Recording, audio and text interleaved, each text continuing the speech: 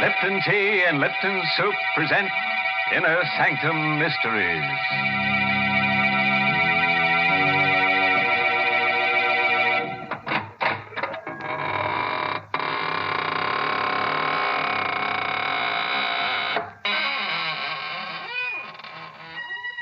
Good evening, friends of the Inner Sanctum. This is your host to welcome you in through the squeaking door. We're having a party tonight for two of my favorite corpses. I call them Romeo and Juliet. They're newly deads, you know. Yes, she's the daughter of a famous society murderer, and he's the pride of the East Side morgue. Oh, they're so happy together in their mausoleum built for two. And you should see the bridal casket. Shame on you, Mr. Host, making fun of such a tragedy. But, Mary, it was a touching ceremony. Of course, I stood up for the groom. Naturally, the poor fellow couldn't stand up for himself. Oh, please. It's an occasion for tears, not for laughter. That's right, Mary. Why, when the bride appeared wearing her grandmother's shroud, everyone had to be cheered up with Lipton tea. Oh, that's enough. I will not have Liptons mentioned at a time like that. Lipton tea is for people who know how to enjoy life. These are the folks who really appreciate Lipton's famous brisk flavor. Yes, that word brisk, B-R-I-S-K, makes a big difference when you're sitting down to a cup of hot tea.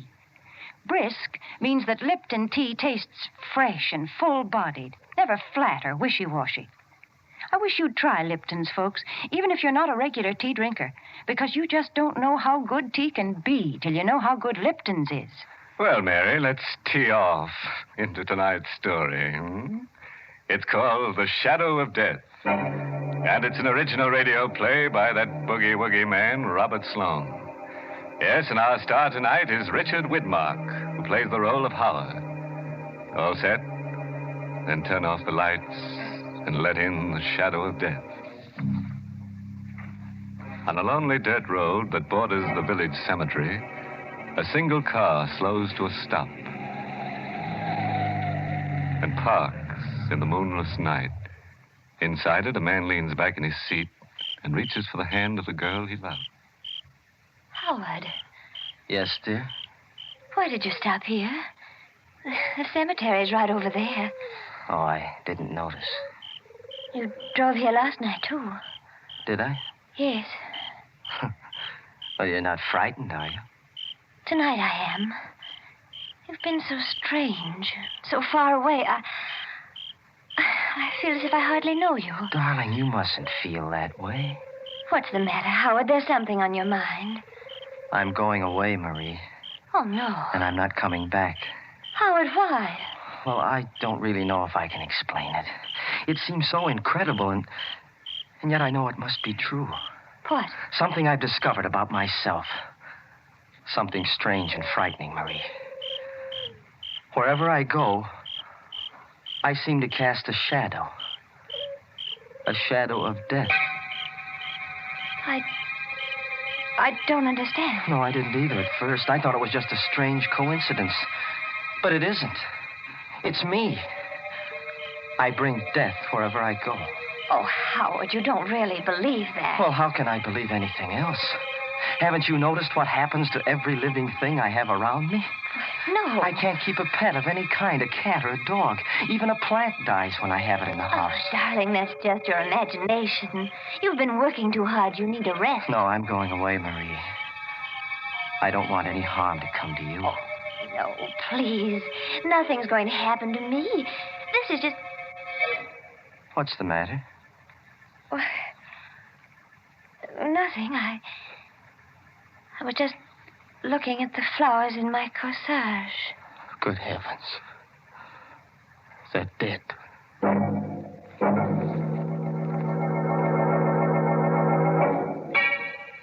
You don't believe me either, do you, Doctor? Well, let's not put it on that basis, Howard. After all, I've been trained to look for the physical causes of death, not the supernatural. Then what do you think I should do? Frankly, I'd like you to spend a few weeks away from these surroundings. Go up to the sanitarium I told you about. They'll take good care of you up there. All right, Doctor. I'll make arrangements to go tomorrow.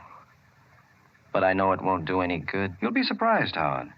2 or 3 weeks from now, you look back on this as a... Yes? That's strange. Those goldfish in my aquarium. They're all dead.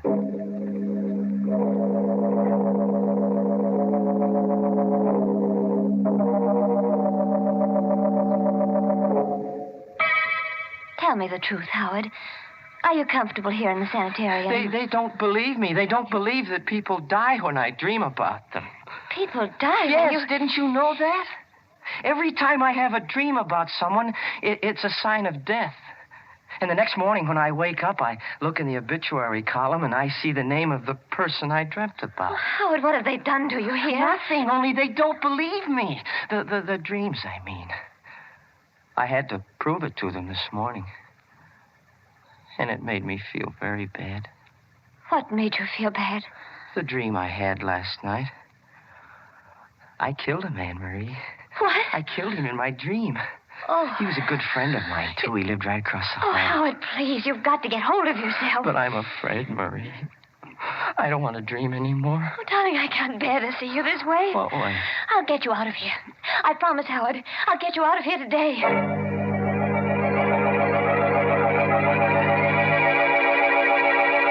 But, Marie, there isn't a chance of getting him out. He may have to stay in this institution for months. Oh, no. Dr. Gerard, can't you see what's happening to him? He's losing his mind. Well, I know he's taken a turn for the worse. That's all the more reason for keeping him here. It might be dangerous to discharge him now. Then why don't you do something to help him? We're doing everything we can. It's not easy. He persists in thinking he has this strange power of death. Nobody is able to convince him he's wrong. What about the man across the hall? Howard said they were good friends. That's another thing. They were good friends. But unfortunately, that man died this morning.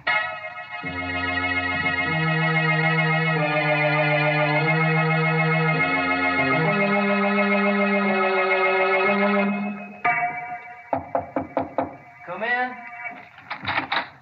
Ah, good morning, Howard. How do you feel today? Oh, much better, Doctor. Much better.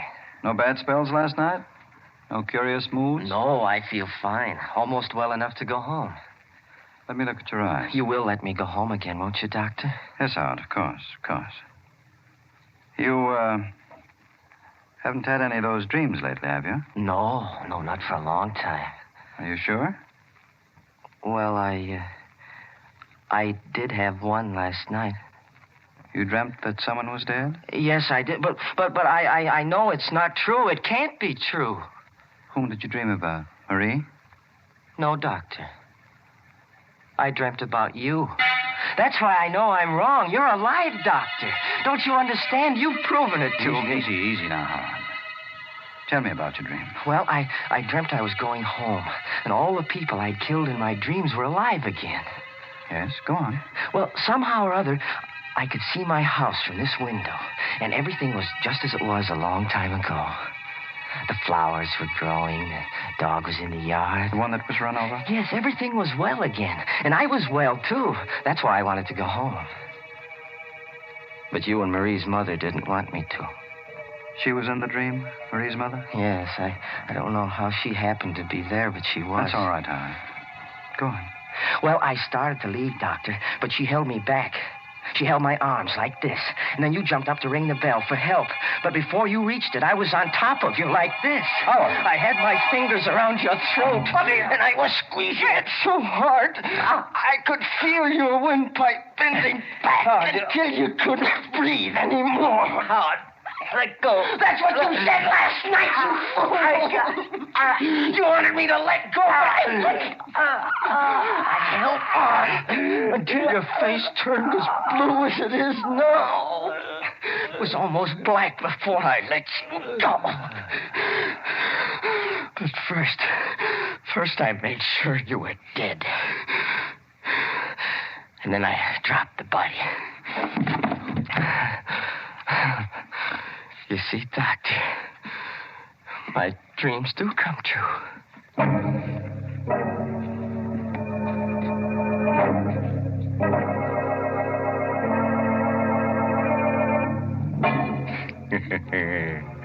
Well, have you had any good dreams lately? Howard has. And you know, his dreams don't need interpretation. No, they need cremation. Say, it's a lucky thing that guy works on the night shift. It'd be awful if he had daydreams, too. Good gracious, yes. His dreams not only walk, they commit murder.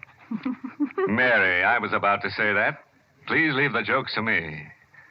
How would you like it if I talked about tea? Well, for goodness sake, I listened to the story, too. And I must say, I'm glad I'm not his, dream girl. That does it. Friends, let me tell you about Lipton tea. All right, you win. But it's only because I have something important to say about Lipton's. Folks, did you know that Lipton's is the largest selling brand in the whole world? Yes, and the reason for that is Lipton's well-known brisk flavor. You know, that word brisk is the tea expert's word for tangy, full-bodied tea, for Lipton tea. Lipton's is always fresh and spirited, never flat or wishy-washy. That's why lots of people drink it not just at meal times, but whenever they're taking it easy for a minute during the day. So, folks, try Lipton's and get acquainted with that brisk flavor. Well, let's get back to our dream man and find out what he does in his waking moments. When we left him last, he had just done a little manual work on Dr. Gerard's windpipe. And now, as the good doctor lies comfortably on the sanitarium floor, Howard is in the process of going through his pocket. I'll have to have the keys to your car, Doctor. I'll need them to get back home. I hope you won't mind if I hide you under this bed. It may take them a little bit longer to find the body if I do. But... Yes, who is it? Dr. Frisbee, Howard. May I come in? Well, yes. Yes, I'll open the door. What is it, Doctor? Well, I was looking for Dr. Gerard. I thought he was in here. Oh, yes, he was a moment ago. I think he went down the hall. No, I just came from there. I guess he went back to his office. Oh, yes, I guess he did. How are you making out, Howard? Fine, Doctor, fine. You seem a little nervous. Your hands are shaking. Oh, well, You see, you've dropped your keys. I'll get them. It's all right, Howard. I wasn't going to take them away from you. But I am wondering how you happen to have any keys in your possession. Well, they're not really mine. Whose are they, Dr. Gerard's? Yes, he left them here. I mean... You mean you stole them from him? No. Oh, come, Howard. You can't expect me to believe Dr. Gerard would give you any keys. Now, you'd better let me have them so I can give them back. But I didn't... Let me have them, Howard. Thank you. You won't tell him I took them, will you? No, Howard, I won't tell. But please don't take them again. I'll go anyway. I'll get out onto the road and I'll get a hitch, yes, sir. I'll get away. I've got to speak to Marie.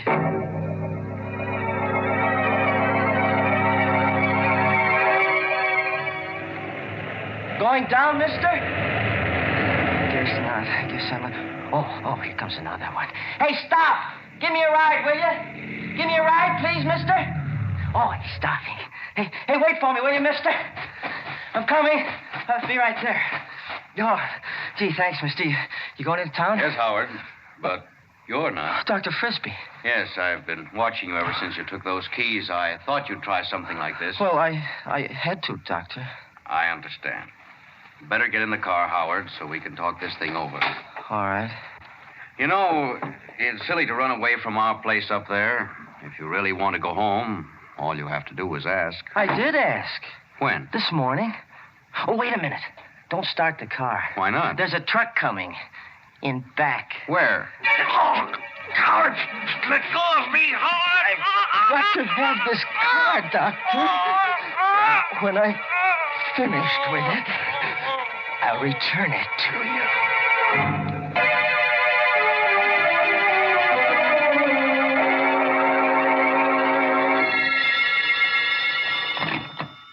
Hello? Hello, Mrs. Walker. Who's this? Howard. You remember me, don't you? Howard, where are you? In a telephone booth around the corner. You're not in the sanitarium? No, I've been discharged. Dr. Gerard said I could go. You mean you're well again? Yes, I'm completely cured. Oh, I see. You don't sound very happy about it, Mother. Where's Marie?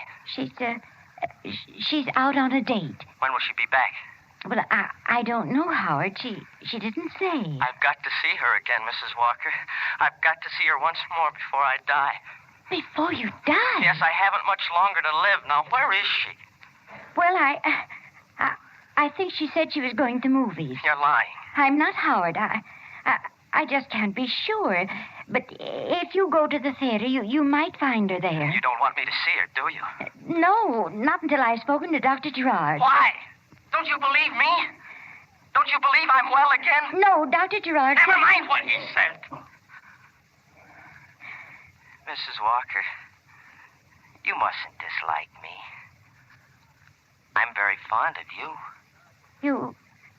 You are, Howard? Yes. I've been thinking a lot about you lately, while I was in the sanitarium. Last night, I even had a dream about you.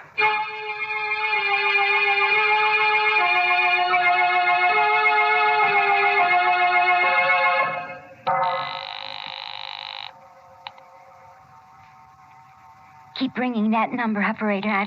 I've got to locate Dr. Gerard. Why the hurry, Mrs. Walker? Howard, how did you get in here? Through the back door. Put that phone down, please. But Put it down, I said. Yes. You lied to me about Marie being at the movies, Mrs. Walker. I didn't mean to, Howard. I told you I wasn't sure she was there. Where is she? This time I've got to know. Howard, how dare you? Take your hands off me. I'm not in a gentle mood, Mrs. Walker. I'm fighting against time. You've done something wrong, Howard. You've escaped from the sanitarium. No, I've done more than that, Mrs. Walker. I've killed a man. Howard. 2 men, 3 men. I can't remember how many it was, but there's going to be one more. Howard, you wouldn't kill me, would you? Wouldn't I? What have you done to deserve your life? There. Let it ring. But that may be my call. Your call is coming now, Mrs. Walker. Howard, please, put down that knife. Will you tell me where Marie is? I told you I don't know. I don't know. Then I'll wait for her. Right here. Howard, you can't. No, you can't. Oh! Yes, I can, Mrs. Walker.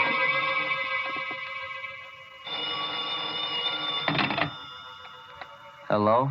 Hello, this is Dr. Frisbee Sanitarium calling. Is Mrs. Walker there? I'm sorry. You have the wrong number.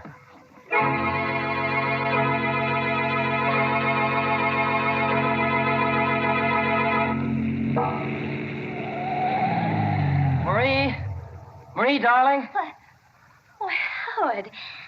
Howard, what are you doing here? I've been waiting for you to come home, darling. Aren't you glad to see me? Oh, yes, of course I am. It was such a surprise I couldn't catch my breath for a minute. Where's Mother? Upstairs. Why? Oh, I just wanted to know. You had no other reason? No. Howard, why are you staring at me? I'm not really staring. I'm just looking at you, darling. It's been such a long time since I've seen you. I'd almost forgotten what you were like. Well, let's go inside. No, if you don't mind, darling, I'd rather go for a ride. You're all right, aren't you, Howard? I mean, you're completely well now. Oh, can't you see I am? Yes, but yes. Then let's not wait any longer, darling. Come on, we'll go for a ride.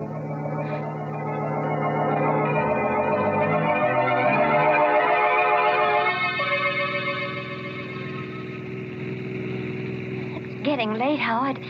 Don't you think we ought to go back? No, not yet, Marie. You just keep driving. These few moments we have together, maybe I'll... Marie, why are you stopping here? We're low on gas, dear. I don't want to get stuck on the highway. Oh. Yes'm? What'll it be? You better fill her up. All right. And have you got a telephone here? Yes'm, right inside. Thank you. Wait a minute, Marie. What do you want with a telephone? Oh, I was going to call my mother. She'll be worried about me. Oh, no, she won't. She knows you're with me. Besides, she went out for a little while. Well, maybe she's back by now. It won't hurt to call, will it? No, I guess it won't. I'll be right back, Howard. Well, hurry, darling. I want to be with you as much as I can. Yes, I won't be a minute. Number, please. Operator, quick, get me the police. This is an emergency. Yes, ma'am, right away.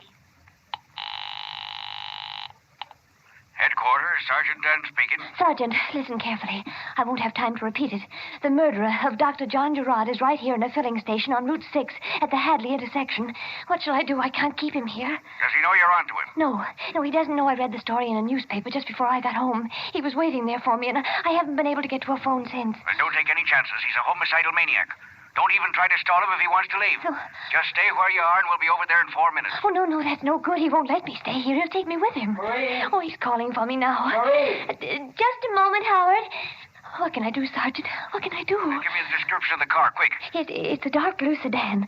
License number 468J3. We've been going east on Route 6, but...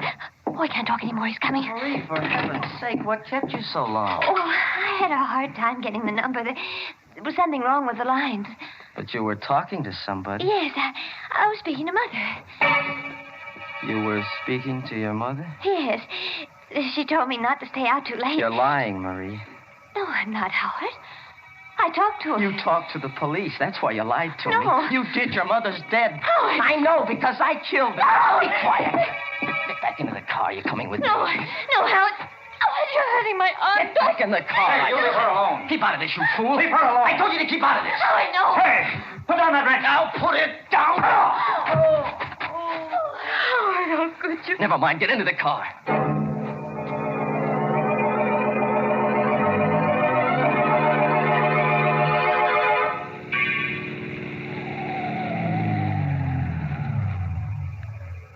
Howard, why are you stopping here? Don't you know where we are, Marie? This is the cemetery. Where we stopped before. Yes. I like it here. It's so quiet and peaceful among the dead. Let's walk through the grounds. Howard, please. Why not, Marie? We're among friends. So many of our loved ones are buried here. It's nice to be near them. Come on, Marie. All right, Howard. You know, darling, we haven't much more time together. The shadow of death has fallen across our path. You said something like that before, but you never told me why. I'm being selfish, Marie. I know I have to die, and I want you to come with me. Why do you have to die, Howard?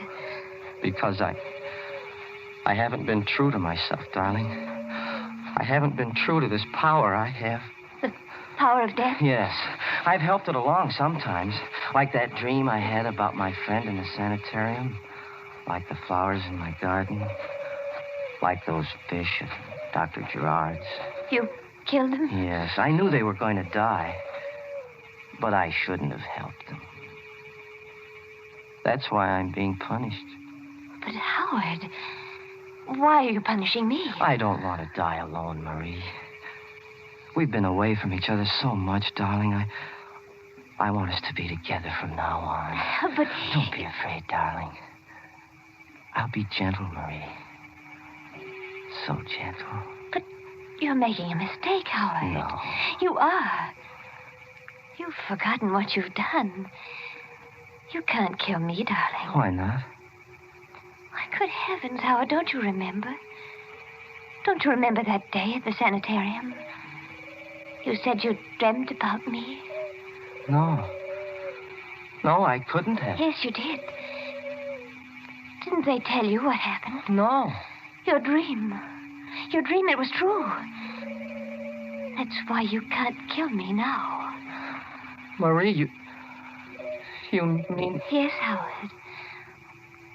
I'm dead. I can't believe it. Oh, you must believe it. Here. Look at this tombstone. My grave is right here. No. Read what it says. Read the name on it. It's your name, Marie. Your name. Marie Walker. Yes. Then you really are dead. I told you I was, Howard. The shadow of death passed over me. Then let it pass over me. Hey, got him, Sam. Got him the first shot. Keep out of the way, miss. He may not be dead yet. No, I'm sure he's dead. Well, you certainly had a close call. Took us all this time to locate your car. Finally spotted it on the road. You all right? Yes, sir, I'm all right. Yeah. The name of my grandmother's tombstone saved me. How's that? Oh, it doesn't matter. Say, that's funny. What? This guy was shot through the shoulder. My bullet wounds weren't serious enough to kill him. What do you mean? Well, I know it sounds crazy, but my shots didn't kill him. He was dead before I hit him.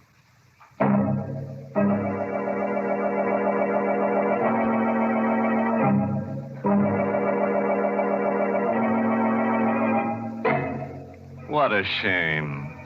Wasting 2 perfectly good bullets on a guy that was dead all the time. Well, at least they won't have to go far to bury him. Here's one villain who died practically in the middle of his own plot.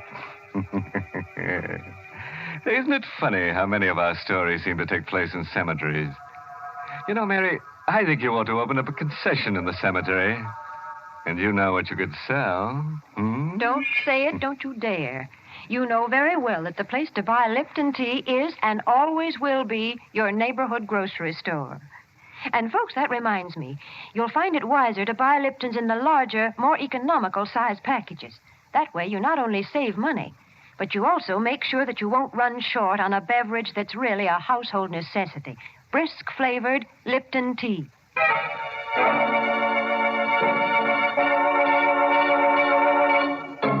Well, before I put the skeletons back in their closets, I'd like to give you a parting word of advice. A body should never be left alone at the morgue at night. After all, it might become slab happy. Oh, by the way, this month's Inner Sanctum mystery novel is The Whistling Legs by Roman McDougald. Yes, and let me tell you about next week's Inner Sanctum story. Directed by Hyman Brown and brought to you by Lipton Tea and Lipton Soup. You know, usually our stories are about people who live 6 feet under the ground. But for next week, we've dug a lot deeper. In fact, it takes place in China. And as a special added attraction, we've unearthed a new kind of character for you. Unearthed is right. This guy's been dead for 20 centuries.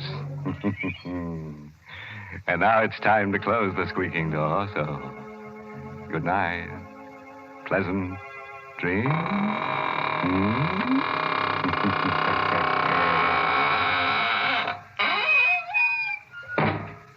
Ladies, if your child comes home from school for lunch, you want to give him a quick but appetizing meal. And that's why you should serve Lipton's noodle soup.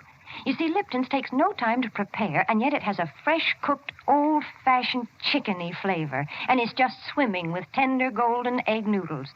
Your children will love Lipton's grand homemade taste. So don't forget to serve Lipton's noodle soup. And don't forget to tune in next Tuesday night for another Inner Sanctum mystery. This is CBS, the Columbia Broadcasting System.